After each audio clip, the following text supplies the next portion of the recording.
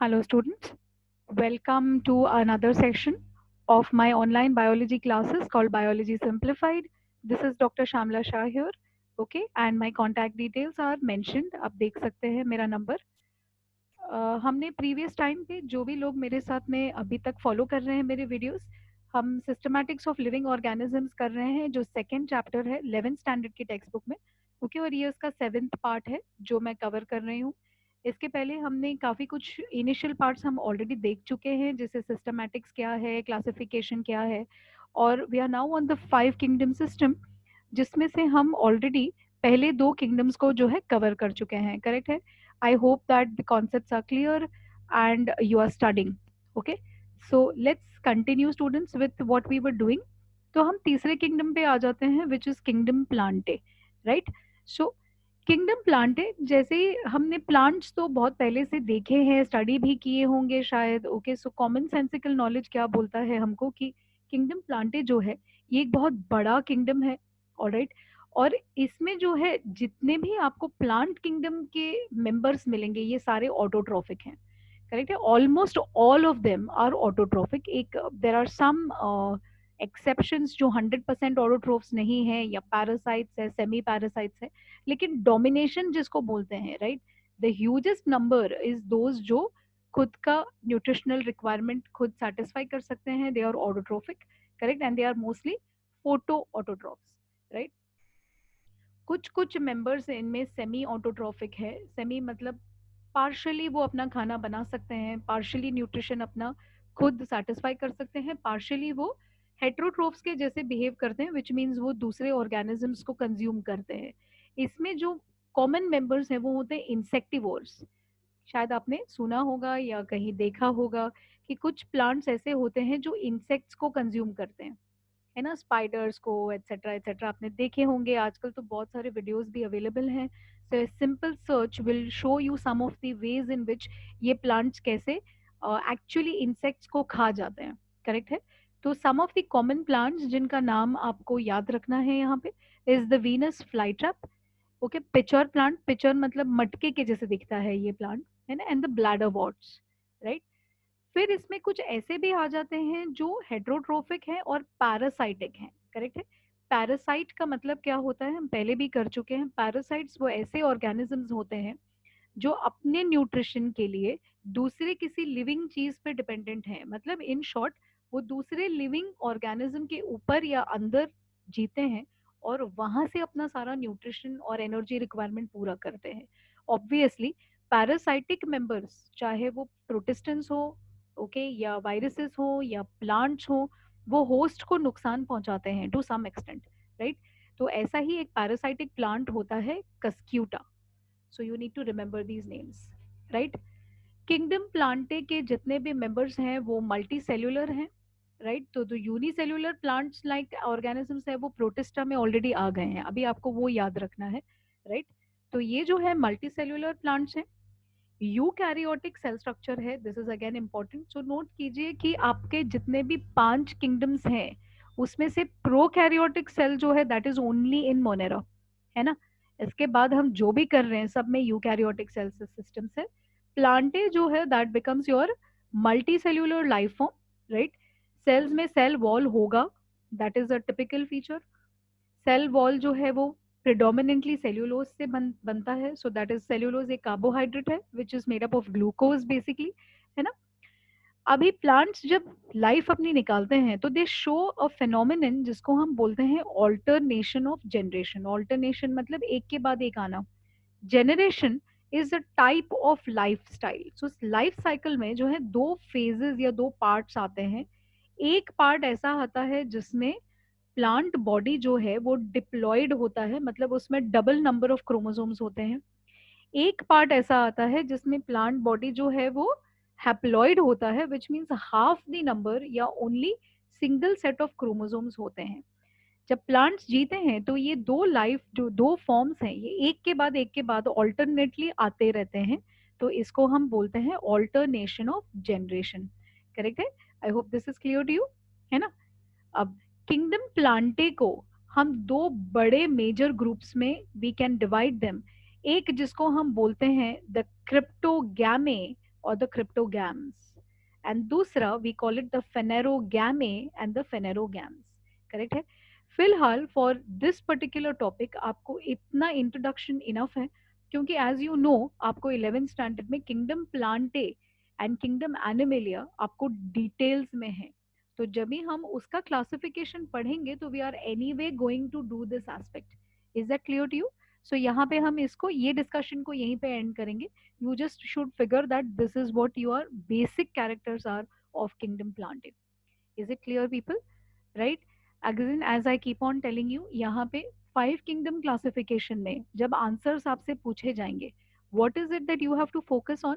हर एक kingdom का जो unique character है और जो unique examples हैं वो आपको आने चाहिए। करेक्ट है। तो जब भी आप रिविजन करते हैं या स्टडी करते हैं उसको उस पॉइंट ऑफ व्यू से कीजिएगा, it will help you. Okay, let's move on to the next aspect, which is kingdom fungi or kingdom fungi. Kingdom fungi may again you have a detailed uh, internal classification. So this is again एक बहुत ही बड़ा kingdom है। Okay, एक successful kingdom है। बहुत अलग अलग तरीके के मॉर्फोलॉजी के फंगाई आपको मिल जाएंगे। Some are normal parasite, some are saprophytic. Okay, कुछ हमारे में डिजीजेस कॉज करते हैं, राइट कुछ हमारे लिए बहुत यूजफुल भी हैं। तो फंगाई क्या है? ओके, अब ये यूकैरियोटिक है ऑब्वियसली, ये तो हम अभी देख चुके हैं। हेट्रोट्रोफिक है। हेट्रोट्रोफिक मतलब ये अपना खाना या अपना न्यूट्रिशन खुद नहीं बनाते हैं। ओके, तो इनका यूनिक नेचर क्या हुआ? ये एक ऐसा डाइजेशन दिखाते हैं जिसको बोलते हैं एक्स्ट्रा सेल्यूलर डाइजेशन। तो ये फंगाई जो है ना, ये क्या करते हैं जब ये सपोज किसी चीज पे ग्रो हो रहे हैं, फॉर एग्जांपल आपने अपने घरों में कभी देखा है फंगस को ग्रो होते हुए? कभी दीवारों पे ग्रो होता है, कभी अगर आपने ब्रेड या चपाती बहुत देर तक बाहर छोड़ दिया, राइट, तो उसके ऊपर एक लेयर बन जाता है जो बिल्कुल फजी फजी ऐसे हेरी लेयर है, दैट इज फंगस, राइट। आपने एक चीज नोटिस किया है कि फंगस जिस चीज पे ग्रो करता है ना, उसके बाद थोड़े टाइम पे वो सबस्ट्रेट या जिस पे वो ग्रो हो रहा है वो बिल्कुल लिक्विड लिक्विड हो जाता है ना? ये चीज नोटिस करके देखिए। तो फंगस क्या करता है, अपने अंदर के जो एंजाइम्स है ना, वो एंजाइम्स को वो अपने सेल के पहले बाहर फेंकता है। अभी सपोज आपका फंगस ब्रेड पे ग्रो हो रहा है, तो फंगस का सेल एंजाइम को पहले बाहर फेंकता है, ब्रेड के पार्टिकल को अंदर नहीं लेता, वो एंजाइम को बाहर फेंकता है। वो एंजाइम फंगस के सेल के बाहर ब्रेड को डिसॉल्व करेगा, उसको लिक्विफाई करेगा, और वो जो लिक्विड है फिर फंगस उसको अब्सॉर्ब करेगा। Do you understand? It's very strange ना। हम लोग क्या करते हैं, हम ब्रेड को अंदर खा लेते हैं पहले, और डाइजेशन हमारा स्टमक के अंदर होता है, इट इज इंटरनल डाइजेशन, है ना। Most of the cells they take the food inside the cell and then they break it down और एसिमिलेट। फंगस उल्टा करता है, वो अपने एंजाइम्स को बाहर फेंकता है, बाहर वो चीजों को डाइजेस्ट करके लिक्विफाई करता है, और लिक्विड जो है वो अब्सॉर्ब होता है। हाँ, so this is a strange phenomenon जिसको हम बोलते हैं एक्स्ट्रा सेल्यूलर डाइजेशन। ये क्लास फीचर है किंगडम फंगाई का। करेक्ट है। कहाँ पे पाए जाते हैं? Mostly warm and humid places में, but they can also grow in dry areas. Alright, simple body होता है, ये यूनिसेल्युलर होता है, या कभी कभी लंबे लंबे बिल्कुल धागे जैसे थ्रेड जैसे स्ट्रक्चर्स होते हैं जिसको हम कहते हैं हाइफे। करेक्ट है। यहाँ पे स्टूडेंट्स एक चीज नोट कीजिए, किंगडम फंगाई में आप सब डिविजन अभी करेंगे, उसमें से सिर्फ एक ही फंगस ऐसा है जो यूनिसेल्युलर है, बाकी जितने हैं सब मल्टी सेल्यूलर हैं। यूनिसेल्युलर फंगस को हम यीस्ट बोलते हैं, we call them the yeast. Correct है। तो आपने सुना होगा ब्रेड में, केक्स में, या जब भी हम बेकिंग करते हैं तो एक यीस्ट करके एक ऑर्गेनिज्म होता है ना, दैट इज अ फंगस, और that is the only fungus जो यूनिसेल्युलर है, बाकी जितने हैं वो सब मल्टी सेल्यूलर फंगाई हैं। करेक्ट है। अब बहुत बड़े बड़े फंगस भी होते हैं, लार्ज, जिनको हम बोलते हैं मशरूम्स, है ना। Many of us like mushroom, right, they very tasty, very healthy. So that is also a fungus. Basically वो फंगस का फ्रूटिंग बॉडी है जिसमें स्पोर्स बनते हैं, और हर स्पोर से एक नया फंगस जो है वो बन सकता है। करेक्ट है। तो ये बड़े बड़े फंगाई जो हैं इनमें सेल्स बिल्कुल टाइटली पैक होते हैं, they give you what is called a compact mass of cells, है ना, they give you a compact mass of cells. Unicellular में है, राइट, इनमें प्रोटोप्लास्ट होता है, बहुत सारे न्यूक्लियाई होते हैं, फॉर एग्जांपल राइजोपस हो गया या सैकरोमाइसिस हो गए, बहुत सारे न्यूक्लियाई हैं, तो that is known as a multinucleated और अ सीनोसाइटिक सिस्टम। करेक्ट है। Are you with me till here? Easy to understand? Yes. जो फिलामेंटस फंगाई होते हैं, सो यहाँ पे देखिए ये डायग्राम में आपको ऐसे ये लॉन्ग थ्रेड जैसा दिखता है ना, see this thread here, see this thread here, है ना? These are all filaments. Filaments मतलब थोड़ा सा थ्रेड लाइक या धागे जैसा स्ट्रक्चर।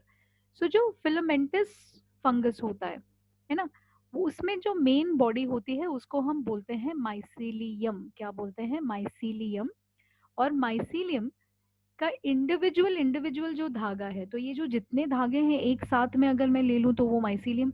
जो इंडिविजुअल धागा है, ओके, उसको हम बोलते हैं हाइफा या हाइफे।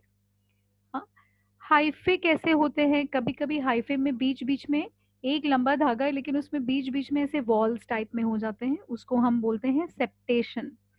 कभी कभी हाइफे में सेप्टा होता भी नहीं है, एक सिंगल बहुत बड़ा धागा होता है, बीच में बिल्कुल वॉल्स नहीं है, ओनली प्रोटोप्लाज्म ही प्रोटोप्लाज्म अंदर। करेक्ट है। अभी कभी कभी इसमें सिंगल न्यूक्लियस हो सकता है या कभी ये मल्टी न्यूक्लिएटेड भी हो सकता है। तो आप देखिए कितने सारे अलग अलग तरीके के आर्किटेक्चर्स हो सकते हैं ना। इतना दिखने में कितना सिंपल है, लेकिन they can be lot of variation. किसी में क्रॉस वॉल है, किसी में नहीं है, किसी में एक ही न्यूक्लियस है, किसी में बहुत सारे हैं। ओके। अगर आपके पास एक ऐसा सेप्टेशन बिना एक बड़ा सा धागा है, देर इज नो बीच बीच में कोई वॉल, ऐसे ऐसे ऐसे वॉल्स नहीं है, राइट, और उसमें बहुत सारे न्यूक्लियाई हैं, तो ऐसे non septate multinucleate hyphae को हम बोलते हैं coenocytic hyphae.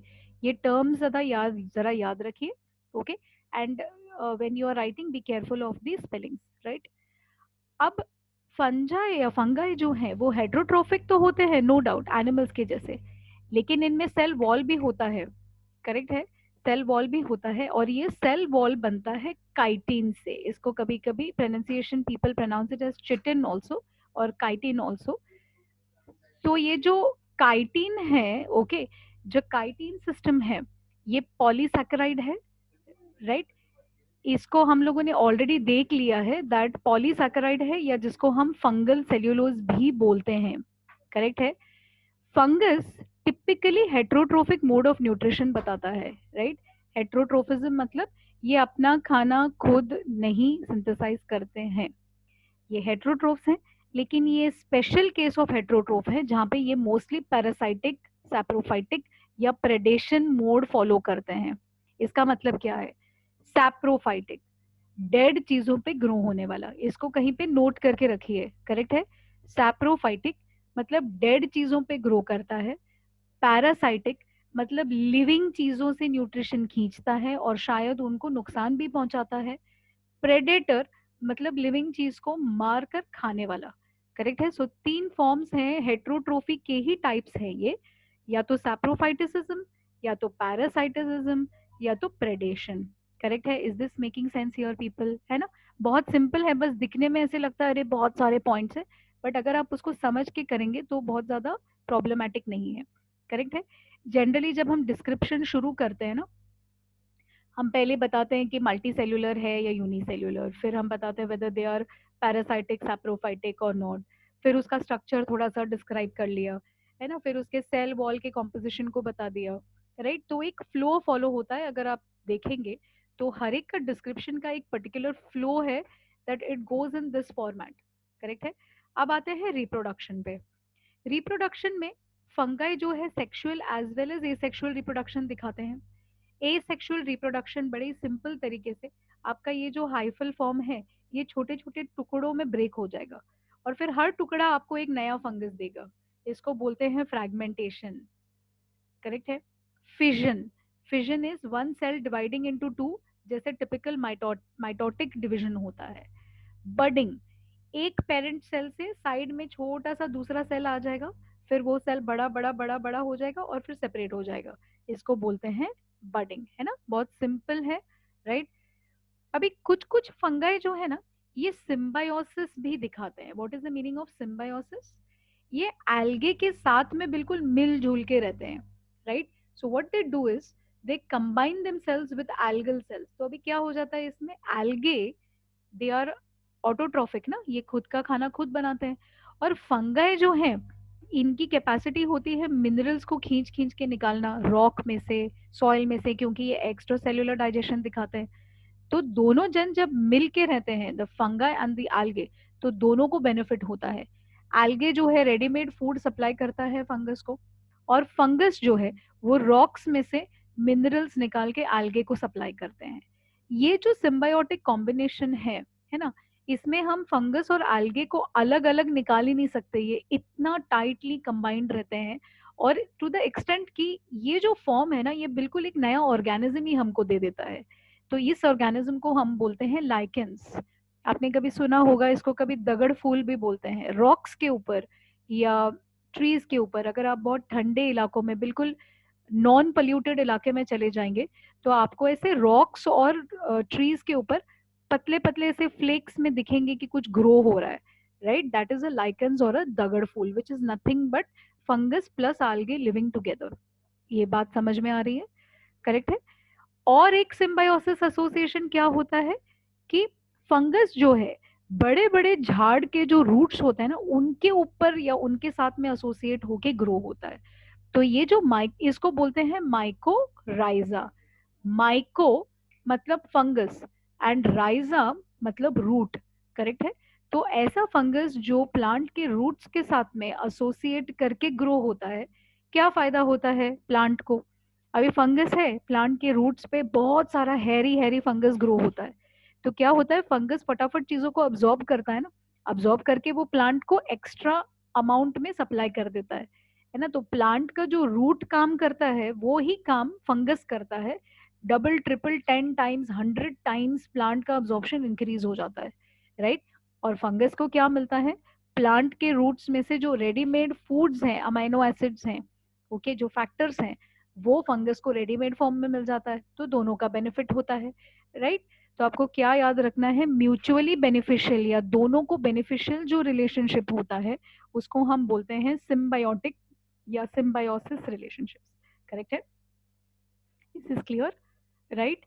Now most of your fungus जो है वो यूजफुल भी होते हैं और हार्मफुल भी होते हैं, ये आपको लगभग सारे किंगडम्स में दिख जाएगा, है ना। बैक्टीरिया भी कुछ हमारे लिए काफी यूजफुल है, कुछ जो है वो हार्मफुल है। Same thing with protista also, same thing with some of the plants also, and same thing with the fungus also. तो खाने वाले जो फंगस है वो हमारे लिए यूजफुल है ना, जैसे मशरूम्स है, they are very good. Yeast है, उनको बेकरीज में, ब्रूअरीज में अल्कोहल्स वगैरह बनाने के लिए यीस्ट यूज होता है, करेक्ट है। पेनिसिलियम जो फंगस है, right, this Penicillium is used for antibiotic production. आपने सुना होगा पेनिसिलिन एक एंटीबायोटिक है, वो पेनिसिलियम से बनता है, करेक्ट है। कुछ कुछ फंगाई ऐसे होते हैं जो बड़े हार्मफुल होते हैं, डिजीजेस कॉज करते हैं हमारे में भी और प्लांट्स में भी। फॉर एग्जाम्पल पक्सीनिया जो है, it causes plant diseases. Is this making sense here? Okay, so is this making sense over here, right? So this is the basic introduction for kingdom fungi. All right, kingdom fungi को हम further divide कर सकते हैं into some categories। ये category हम अगले session में देखेंगे, correct है? I hope कि आपको videos अच्छे लग रहे हैं। If you like the videos, please like कीजिए, share कीजिए, subscribe कीजिए, maximum लोगों तक इसको पहुंचाइए, करेक्ट है। थैंक यू वेरी मच दो स्टूडेंट्स जो ऑलरेडी सब्सक्राइब कर रहे हैं। आप अगर बेल आइकॉन प्रेस करेंगे तो जो भी मेरे नए वीडियोस उसका नोटिफिकेशन आपको तुरंत आ जाएगा। If you find it helpful, please दूसरे स्टूडेंट्स को भी हेल्प कीजिए, and I will get some added advantage कि मुझे नया नया कंटेंट मिलने का जो है वो I will get that motivation to do it, right? So please continue to like it, share it and study. अगर आपको चाहिए कि मैं कोई स्पेसिफिक कंटेंट बनाऊं, तो या तो मेरे नंबर पे कांटेक्ट कीजिए, या तो you can put it in the comment box. Thank you very much. All those who are continuously supporting me, please continue to support me in the same way. Okay, and keep studying. Thank you, students.